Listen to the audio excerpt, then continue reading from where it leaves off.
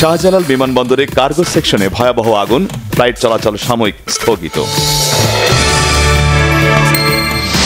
NCP নয়, জুলাই সনদে স্বাক্ষরকারী দলগুলোই গণঅভ্যুত্থান ও জনগণ থেকে ছিটকে পড়েছে, মন্তব্য দলটির আহ্বায়ক নাহিদ ইসলামের।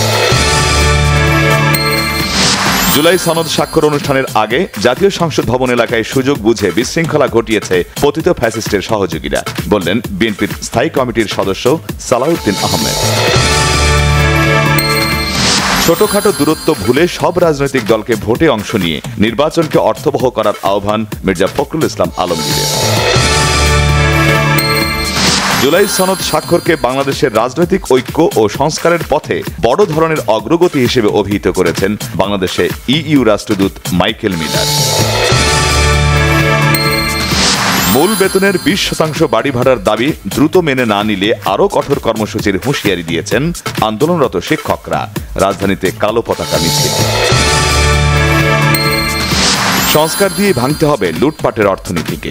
সংস্কারের রূপরেখা করা যত সোজা, বাস্তবায়ন করা তত সোজা নয়, মন্তব্য সিপিডির সম্মানীয় ফেলো ডক্টর দেবপ্রিয় ভট্টাচার্যের।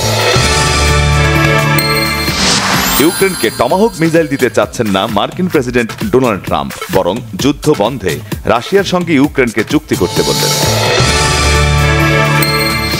আবারও 48 ঘন্টার অস্থায়ী যুদ্ধবিরতি দিয়েও পাল্টাপাল্টি হামলা চালিয়েছে আফগানিস্তান।